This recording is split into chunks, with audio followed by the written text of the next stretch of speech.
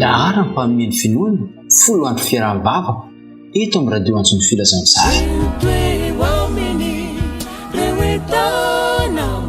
arahinao manomboka ny folo hatramin'ny 20 janoary 2024 ivantana eto amin'ny page Facebook antsony filazantsara ny sirana. Lahara mpanomeny finoana fotoana manokana natao hitondranam-bavaka hifampahirizana. Manasanao anaraka tsy tapaka.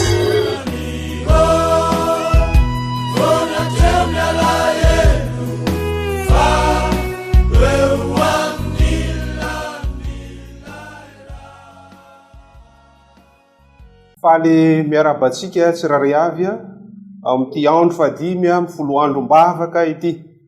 Riavana tiako ny milaza amintsika efa mandritra izany folo andro zany dia azo antoka ny fitahiana izay ho arotsak'Andriamanitra amintsika tsirary avy noho ny fanatrehany amin'ny alalan'ny fanahy masina, satria fanandramany ireo apôstôly fahiny izany rehefa niakatra tany an-danitra Jesosy Kristy dia nampanantenany amin'izany irotsahan'ny fanahy masina izany andraisana hery ao ampanohizana ny asa izay efa nataony Kristy. Ary azo antoka ihany koa fa isika tsirary avy izay mifantoka tanteraka amin'izao folo ANDRO-BAVAKA izao dia ndray fitahiana manokana mandritra izany, ary iriko anao izany mandritra ity folo andro ity. Eo amin'ny andro fadimy sady isika, mialohan'izany anefa dia manasa anao aho hivavaka isika.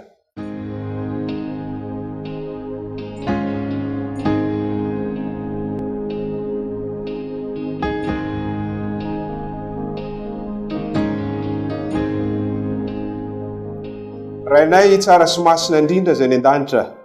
Rainay amin'ny alalan'i Jesosy Kristy anao.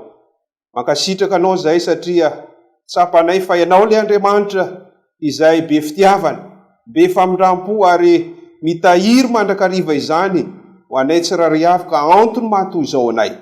Mamindrafo aminay mamelany elo kay engane izao fotoana izao mba fotoana izay atsapanay ny fanatrehanao, ary dia andray izany fanahy izany izay ny fanahy izay hitarika anay mandrakariva amin'ny lala amin'ny fahamarinanao. Mitenena Jehova fa miaino izahay mpanomponao amin'ny anaranao Jesosy. Amen.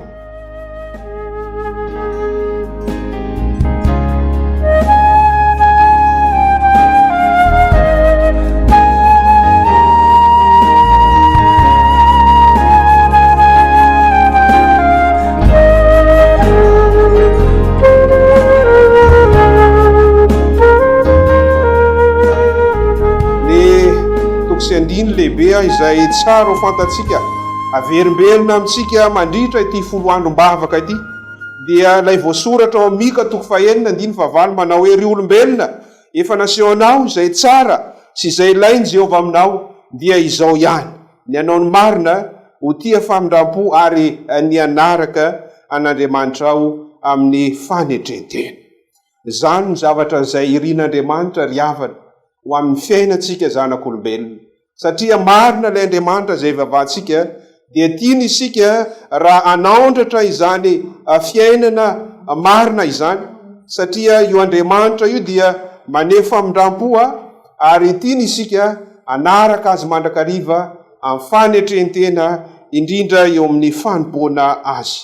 Amin'ny an'io ity dia tiako ny ilaza aminao ireo teny fikasana izay tian'Andriamanitra ho tanterana anao anatin'izao folo ANDRO-BAVAKA izao. Ny fanambarana ny Genesis 9:4 dia milaza fa misy zavatra mahagaga izay tsy hain Jehova va. Jehova hiady ho anareo fa ianareo kosa angina. Ao anatin'ny fiainana izay misafotofoto ao anatin'ireo toe-javatra maro samihafa riavana ny teny fikasan'Andriamanitra dia omena antsika ao anatin'izao folo andro zao dia hiady ho antsika izany Andriamanitra izany. Matoky izay miantso anareo sady izy ihany no anefa izany. Ilay Andriamanitra izay efa nifeny toe-javatra rehetra trany am-boalohany dia mampanantena antsika tsirary avy fa izy no antositsika ary hitondra antsika amin'ny ho avy rehetra izay mbola tsy fantatsika.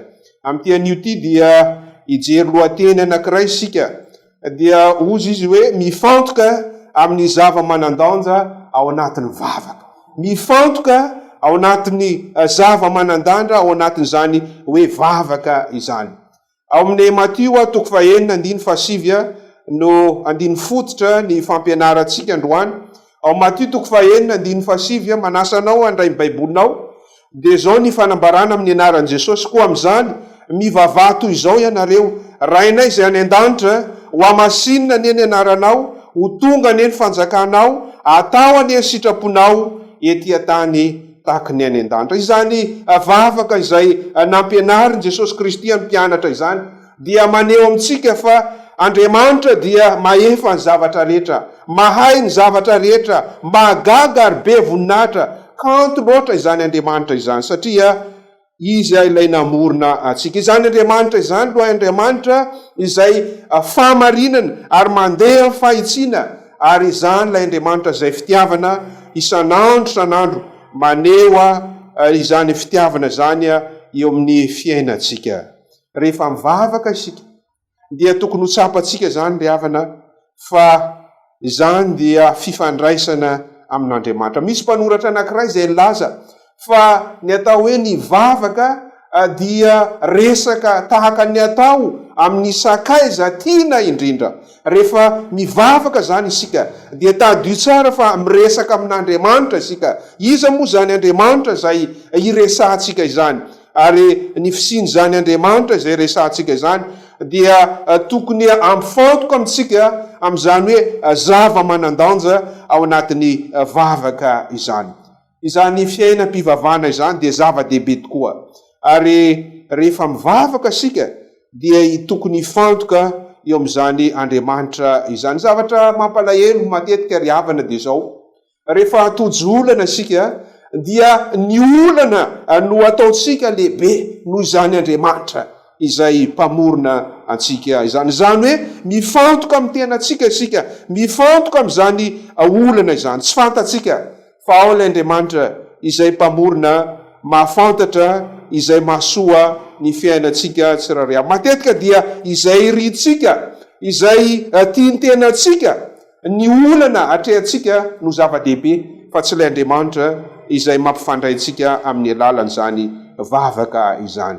Raha jerena nefa dia zao hafa amin'izany ny vavaka izay ankasitran'Andriamanitra. Tsy izay tiantsika ho azy intsony no ivon'izany vavaka izany fa aoka rehefa mivavaka zany isika dia ho fantatsika fa mifandray amin'Andriamanitra, miresaka amin'Andriamanitra. Iza zany Andriamanitra izany? Ary ry namako, ry havana, ekeo amin'ny vavaka izay ataonao fa izany Andriamanitra izany dia Andriamanitra izay mahatoky ary manatanteraka izay rehetra efa nolazainy. Aoka isika rehefa mivavaka amin'Andriamanitra, rehefa miaraka amin'Andriamanitra ao anatin'izany vavaka izany dia ankasitrantsika aloha voalohany indrindra izany fiarahana amin'izany.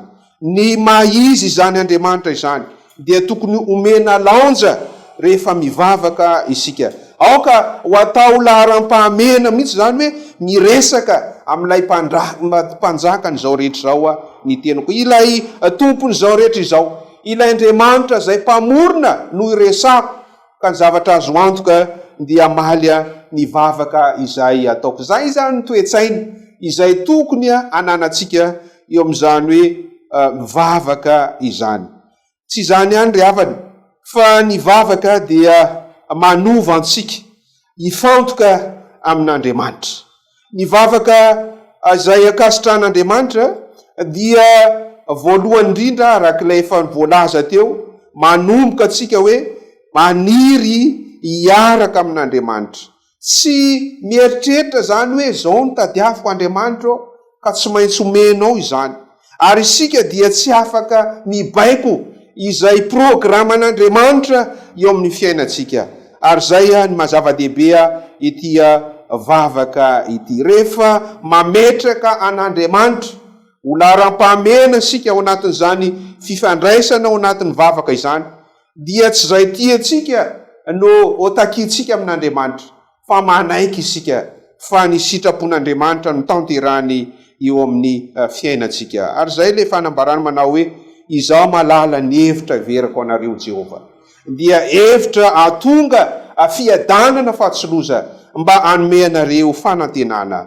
Ary izay indrindra ry havana no tokony ho tsapa atsika mandrakariva io Andriamanitra io, dia Andriamanitra izay mafantatra ny mahasoa antsika eny mihoatra no izay angatantsika aza indraindray no tanterany eo amin'ny fiainantsika. Rehefa mandinika tsara izany toetran'Andriamanitra izany isika, rehefa mifantoka amin'izany fahalebiazan'Andriamanitra izany isika ry havana, dia tadidio tsara fa miteraka fankalazana, fanandratana ary fideranan'Andriamanitra izay mitarika atsika ho amin'ny fanomezam-boninahitra azy ny vavaka izay ataotsika. Izany hoe tsy hifantoka ntsony isika amin'ireo olana fa mifantoka kosa eo amin'ny fahalebiazan'izany Andriamanitra izay ivavahana izany. Raha fitinina zany dia zao, manandratra manandratra anao ho eo anatreny izany Andriamanitra izay mpamorona tiantsika izany ny vavaka. Ary tadidio tsara fa tsy manova an'Andriamanitra izany fa manova kosa, ary izay zany ny toe-tsaina izay tokony hoentintsika rehefa manao izany fifandraisana amin'ny alalan'ny vava amin'Andriamanitra izany isika. Ny fanapa-kevitra raisitsika ry havana amin'ny tian'io ty dia zao, maninona moa raha atao tahaka izany ny fomba fivavaka atsika manomboka izao, dia mametraka ny fahalebiazan'Andriamanitra izay inona fa mafantatra ny mahasoa sy mahatsara atsika tsirairay avy. Andriamanitra ny no hitantsika zao dia irosoa eo amin'ny ireo antom-bavaka isika. Makasitraka atsika noho ny amin'ireo antom-bavaka izay inona fa ambaly izany Andriamanitra amin'ity anio ity. Andeha ary isika hiaraka iombom-bavaka, manasanao aho mba ametraka tsara araka ny voalaza teo ny mahazava-dehibe zany fanatrehan'Andriamanitra ny fiainantsika tsirairay avy amin'ny alalan'izao vavaka izay hiarahantsika izao. Hivavaka isika.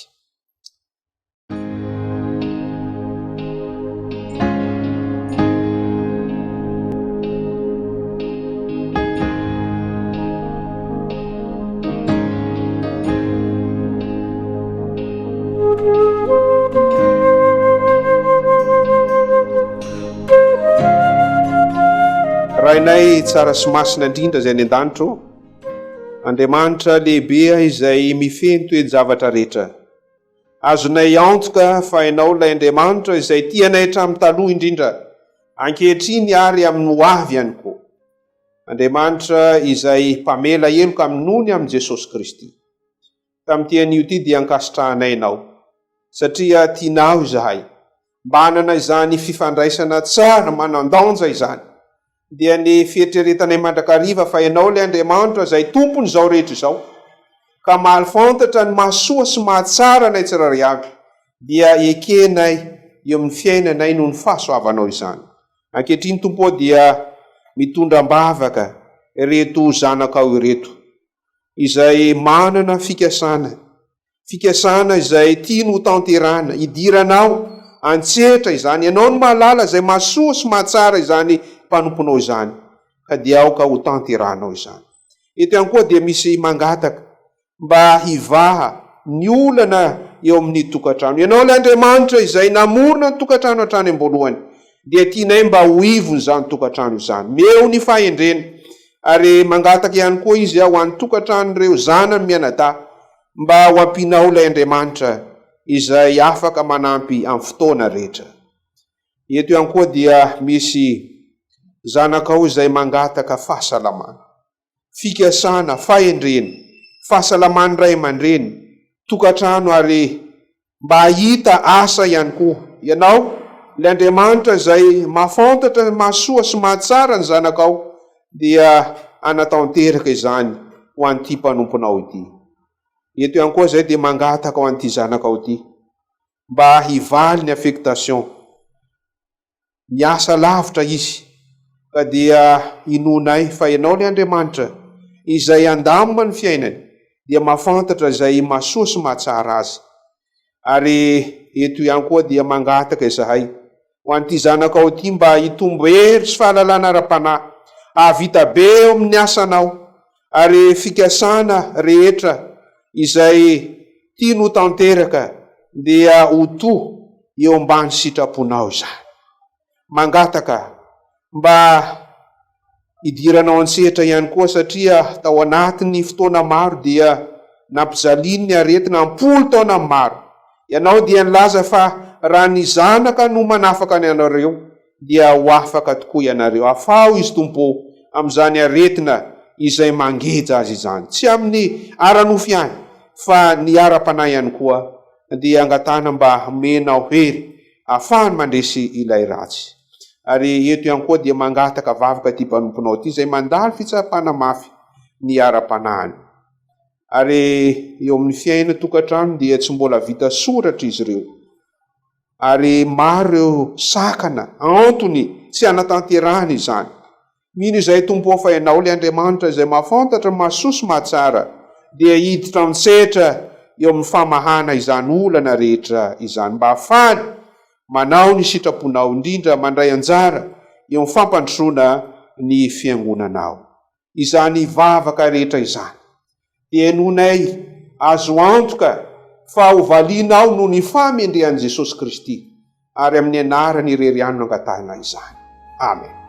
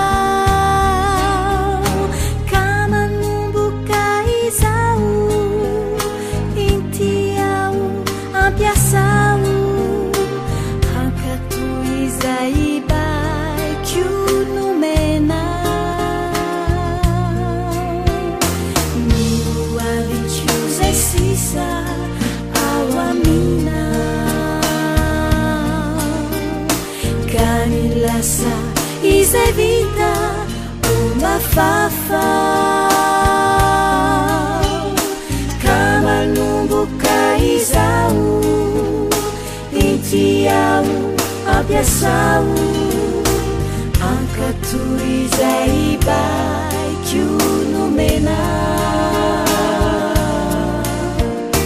raisole mitenako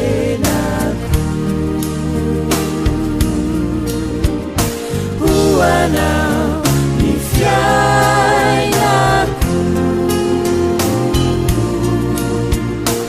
efa fantatrao ane ilay fo mitsotrare aza lavinao ratoa sitraka raisole mitenako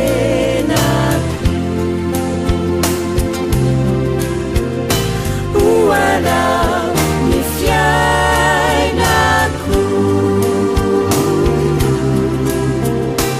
efa fantatrao ane ilay fo mitsotrare aza lavinao ratoa sitraka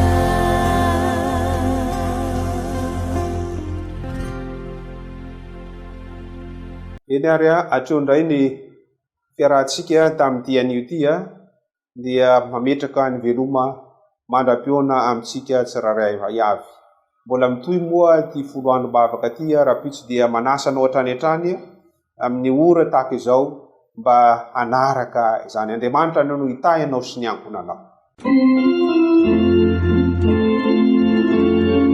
Lahara mpanomeny finoana folo andro fiaraha-bavaka eto amin'ny radio antsony filazantsara.